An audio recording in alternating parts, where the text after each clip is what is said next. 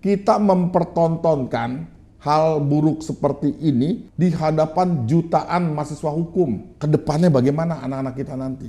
Tambah lagi ada omongan dari Pak Mahfud. Nah, itu kan seakan-akan mana yang bisa dipercaya? Kasihan rakyat ya. Prof. Aswanto ya, apabila beliau nonton, mahasiswa akan bangga dengan Bapak. Dan kasus Bapak ini membingungkan mahasiswa hukum. Bahkan para praktisi hukum juga bingung. Bahkan ahli hukum juga bingung.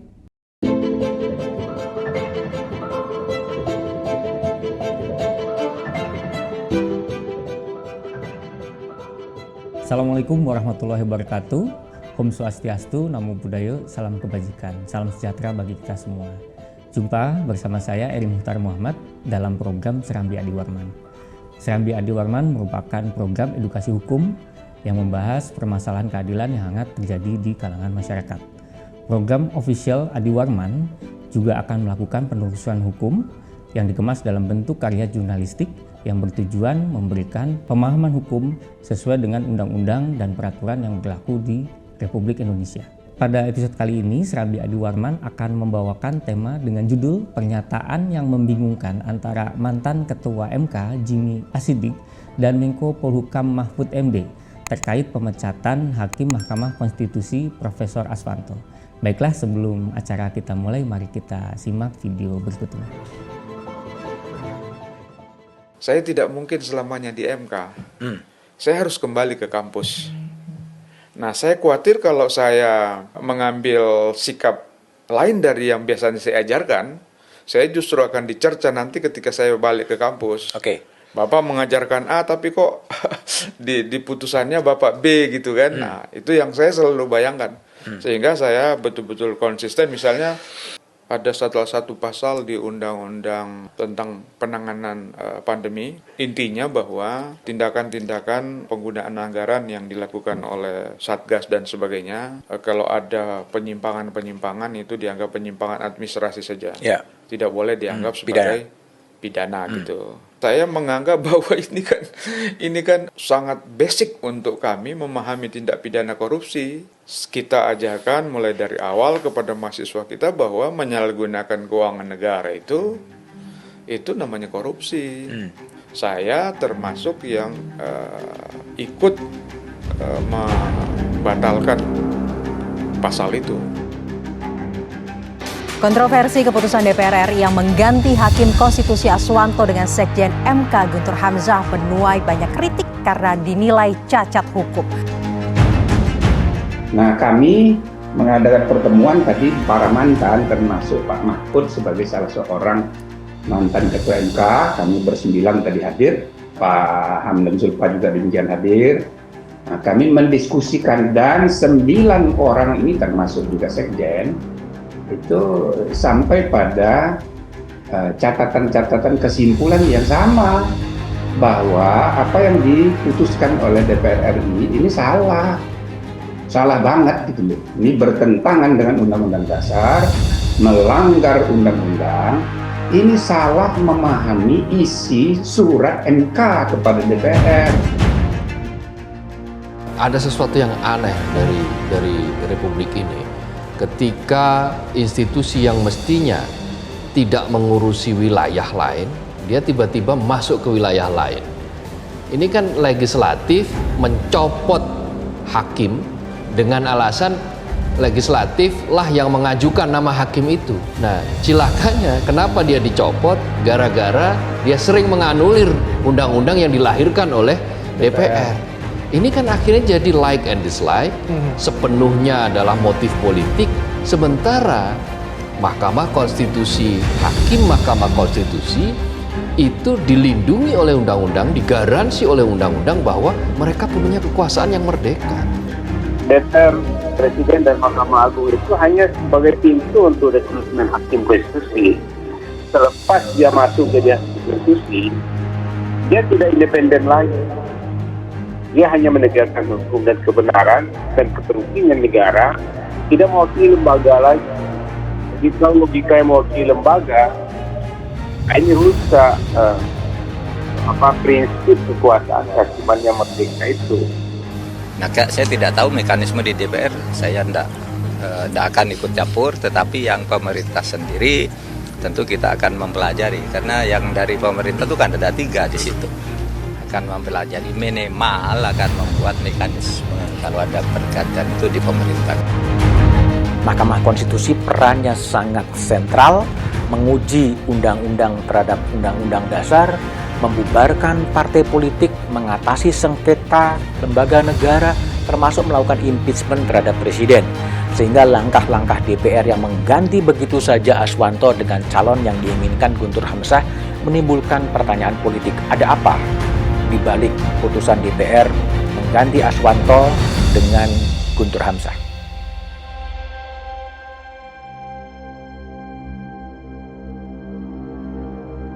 Jangan lupa share, like, dan juga subscribe Serambi Adi Warman.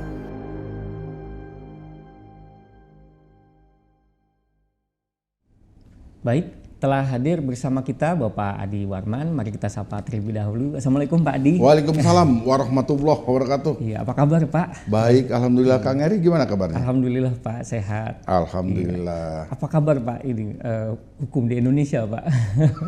Kalau bicara hukum di Indonesia, Iya.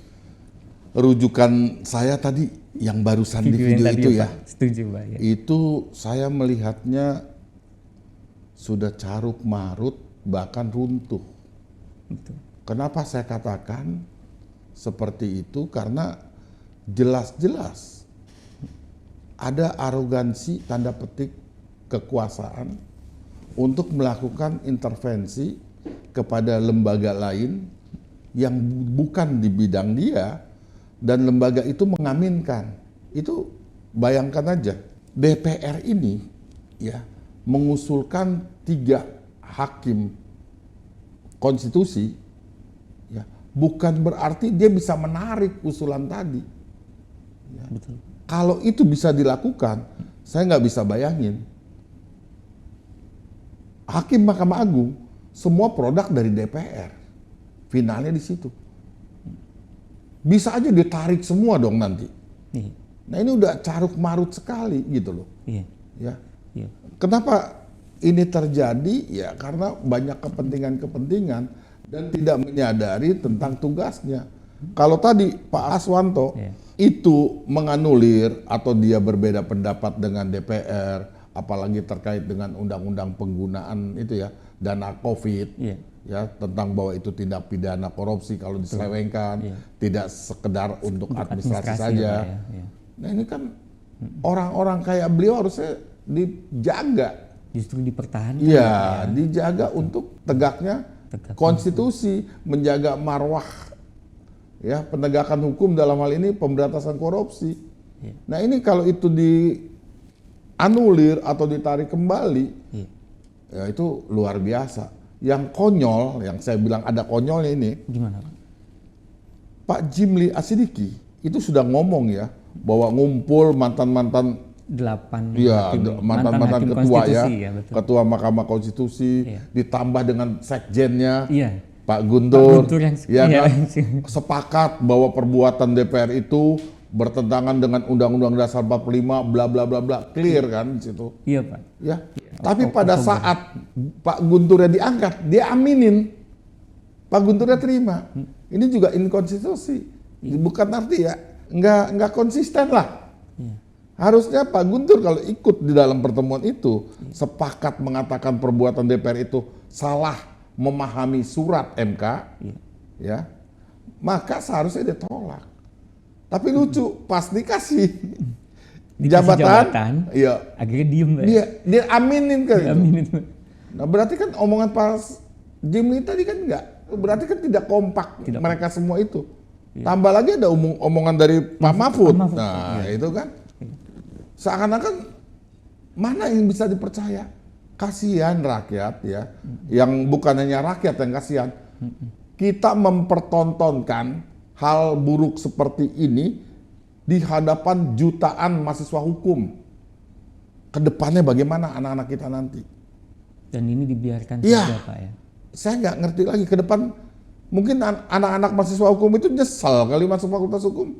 kok ngelihat kayak gini, mana yang harus dipegang gitu loh. Sedangkan mereka itu contoh-contoh bagi anak muda gitu, bagi mahasiswa untuk. Pastinya begitu Kang Eri ya. Ya, baik Pak. Ini mungkin sebelum panjang lebar ya Pak ya ke sana, mungkin Bapak bisa ceritakan dulu sebenarnya bagaimana sih Pak proses pengangkatan atau penggantian daripada hakim Mahkamah Konstitusi, karena saya yakin nggak cuman saya juga, mungkin ada masyarakat yang belum paham juga terkait hakim Mahkamah Konstitusi. Jadi begini Kang Eri ya, pertanyaan bagus itu ya, terkait dengan proses pengangkatan, persyaratan dan pemberhentian itu sudah diatur secara limitatif. Artinya di luar dari aturan itu tidak sah. Ya. Udah sangat jelas ada syarat-syarat untuk menjadi hakim konstitusi berdasarkan Undang-Undang Nomor 7 tahun 2020 ya.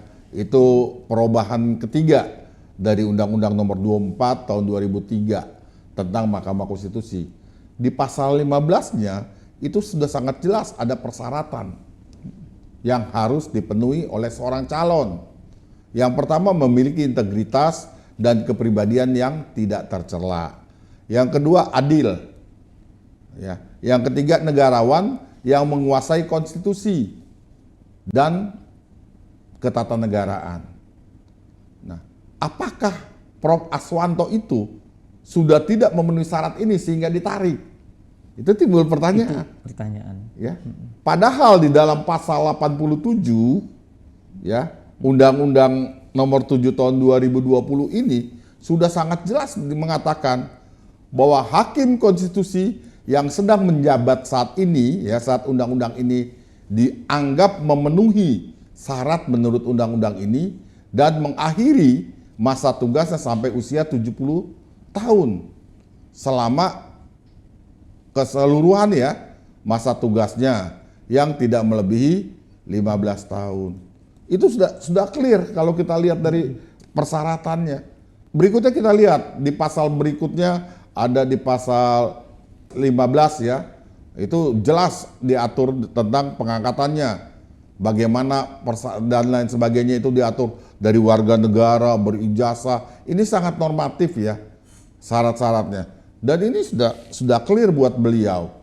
Ya, di pasal berikutnya juga diatur ya, pasal 17. Larangannya dia tidak menjadi pejabat negara lainnya, tidak menjadi anggota partai politik, tidak jadi pengusaha atau advokat atau pegawai negeri. Ya. Jadi clear di situ. Nah, sekarang persoalannya apa? Coba kita lihat juga di pasal 19-nya. Ya, di situ udah diatur secara limitatif bahwa pencalonan hakim konstitusi dilaksanakan secara transparan dan partisipatif. Jadi nggak ada lagi alasan untuk mengatakan yang bersangkutan tidak memenuhi syarat untuk menjadi hakim konstitusi. Ya, karena pasal 87 itu ngunci, ceklek bahwa sejak undang-undang ini berlaku, ya yang sedang menjabat itu tetap sampai akhir masa jabatannya. Iya. Maksimal umur 70 tahun atau 15 tahun menjabat sebagai hakim konstitusi ya Pak? Iya, betul. Oh iya Pak. Ini mungkin pertanyaan selanjutnya Pak ya. Ini saya ngelihat ngutip dari Kompas ya Pak. Ini hari Rabu 12 Oktober sebenarnya Mahkamah Agung itu memandang surat dari MK itu isinya adalah pemberitahuan mengenai kelanjutan masa jabatan hakim MK. Itu sebatas pemberitahuan ya Pak. Ini agak beda dengan apa yang dilakukan oleh DPR, sedangkan DPR itu memecat Profesor Aswanto melalui sidang pleno Komisi 3. Ini sebagai respon dari surat yang sama dari Mahkamah Agung perihal pemberitahuan putusan MK nomor 96 garis miring PUU strip 17 garis miring 2022. Mengenai ini bagaimana pendapat Bapak? Tadi sudah sangat jelas. Pak Jimli Asidiki mengatakan bahwa salah menafsirkan atau memahami surat tersebut. Untuk memberhentikan kan kita bisa lihat di dalam pasal 23. Ya. Undang-Undang Nomor 7 tahun 2020 ini. Itu ada diatur bagaimana untuk diberhentikan. Yang pertama meninggal dunia, yang kedua mengundurkan diri, ya kan, mengundurkan diri atas kemauan sendiri, bla bla bla bla gitu ya. Terus lagi tidak usianya telah berusia 70 tahun, ya, terus sakit jasmani, rohani, ada ketentuan-ketentuan itu. Yang itu nggak bisa keluar gara-gara surat. Ada nggak di pasal 23 itu surat? Atau kita mau lihat di pasal lain, di pasal 24 misalkan, yang sangat sederhana, pasal 24 dulu kita lihat. Itu ada nggak? Apakah Pak Aswanto itu masuk untuk diberhentikan tidak hormat, melanggar pasal 24 ini? Ya, dijatuhi pidana, ya, terus dibilang di situ melakukan perbuatan tercela, banyak sekali kan, melanggar sumpah dan janji, ya, atau melanggar kode etik. Tapi kan persoalan kode etik juga tidak ada Dewan Kehormatan yang menyidangkan beliau. Iya, betul. Ya kan? Jadi nggak ada alasan. Sekarang pertanyaan saya, Pak, bisa nggak Pak Aswanto itu diberhentikan, tetapi alasannya tidak termuat di dalam pasal 23 atau 24 atau 27A? Ya nggak bisa, nggak sah. Pak Aswanto ini harusnya gugat ke PT UN. Nah, tapi persoalannya bukan itu. Pak Aswanto itu orang yang bersahaja, ya, orang akademisi yang baik, ahli pidana dan ahli HAM. Beliau WA saya, Pak Adi, saya orang kampung, biarlah saya di kampus saja. Orang negarawan seperti ini harusnya tetap berada di Mahkamah Konstitusi, ya, bukannya tadi. Iya. Prihatin. Iya, aduh. Saya prihatin sekali, Pak. Ini luar biasa ya, Ini, Kang Eri, luar biasa. Iya, menyedihkan, Pak. Menyedihkan banget gitu. Iya. Nah, ini saya juga bingung sebenarnya. Sebenarnya Pak Aswanto ini diberhentikan secara hormat atau tidak hormat, Pak? Karena nah, ini yang tidak ada kejelasan. Tadi kalau diberhentikan tidak hormat, iya, dia berarti harus melanggar pasal 24. Pasal 24, betul. Ya kan? Iya, Pak. Kalau diberhentikan dengan hormat, dia harus memenuhi pasal 23. Dan itu tidak ada di Itu dua-duanya. dua-dua tidak ada. Ya, itu dua-dua tidak ada. Baik. Ya. Baik. Tapi ya tadi itu karena beliau negarawan yang sangat santun, ya, sehingga beliau, ya sudah, saya kembali ke kampus saja. Dan beliau menjaga idealismenya. Khawatir juga kalau dia memberikan putusan yang tidak sesuai dengan teori atau ilmu yang diajarkan ke mahasiswanya, akan jadi pertanyaan-pertanyaan. Tapi jujur, Prof. Aswanto, ya, apabila beliau nonton, ya, mahasiswa akan bangga dengan Bapak, ya. Dan kasus Bapak ini membingungkan mahasiswa hukum. Ya. Bahkan para praktisi hukum juga bingung. Ya. Bahkan ahli hukum juga bingung. Ya.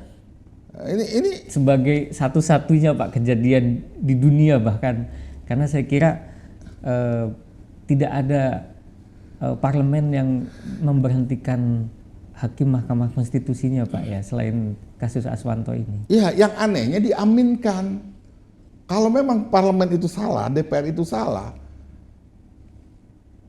eksekutif jangan ngaminkan, presiden tidak menerbitkan pemberhentian dan pengangkatan. Ya. Ya. Terus yang diangkat harusnya juga tidak mau. Ya. Iya, Pak. Pak Guntur itu, Profesor Guntur harusnya tidak mau.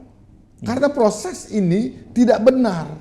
Iya. Nah, ini persoalan.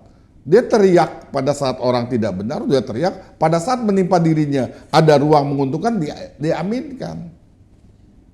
Ya enggak? Betul, Pak. Nah, ini yang saya bilang tontonan yang runtuhnya pilar-pilar penegakan hukum di Indonesia. Iya. Ya, tidak hanya menimpa rakyat jelata, tetapi juga menimpa seorang hakim Mahkamah Konstitusi, ya, yang mulia saya sebut, ya, ini sangat luar biasa. Baik, Pak. Mungkin ini pertanyaan terakhir ya, Pak, ya. Ya, kalau kita lihat, ya, ibarat pepatah, nasi udah jadi bubur ya, Pak, ya. DPR udah ketok palu, Presiden udah tanda tangan, bahkan sudah ngangkat Hakim MK yang baru, ya, Guntur Hamzah. Dan MK memperkuat dengan penolakan permohonan uji materi yang dilakukan oleh Viko Leonard. Nah, dari kejadian ini apa pelajaran yang bisa kita petik, Pak? dan saran kedepannya dari Bapak? Banyak sekali pelajaran bisa kita petik. Antara lain bahwa di Republik ini hukum belum jadi panglima, tetapi politik hukum yang masih jadi panglima. Itu pertama. Kedua, hati-hati berurusan dengan hukum. Ya. Merah bisa jadi putih, putih bisa jadi hitam, dan seterusnya. Tergantung siapa bandarnya, kepentingannya siapa. Nah, itu yang kedua yang cukup mengerikan. Saran saya seharusnya eksekutif presiden biasanya itu di dalam surat keputusannya, apabila ada klausul yang apabila ada kekeliruan bla bla bla bla dapat ditarik kembali dan lain sebagainya. Menko Polhukam dalam hal ini bisa melakukan rapat koordinasi, mengevaluasi, bukan semata-mata yang hanya dikatakan oleh Pak Mahfud tadi, calon yang diusulkan oleh pemerintah akan dibuat regulasinya. Bukan itu. Malah bisa diganti-ganti, Pak ya? Iya, bukan itu persoalannya. Harusnya kasus ini bisa dievaluasi dan bisa kasih masukan kepada Pak Presiden. Pak, ini kekeliruan. Kembalikan kembali Profesor Aswanto. Ya. Itu baru mantap, baru negarawan yang luar biasa. Ya. Jadi ada kesalahan di satu institusi tidak diikuti dengan kesalahan-kesalahan lain, tapi di stop oleh institusi yang bolanya sudah sampai di tangan beliau. Coba bayangkan kalau DPR bikin surat ke presiden, presiden mengatakan ini prosesnya nggak benar, nggak jadi. Iya, Pak. Ya kan? Iya, tapi karena ditanda tangan, jadi. Yang lebih parah lagi, yang diangkat setuju. Padahal tadi yang diangkat bilang bahwa proses itu nggak benar. Ya. Nah, ini persoalan integritas, persoalan profesional.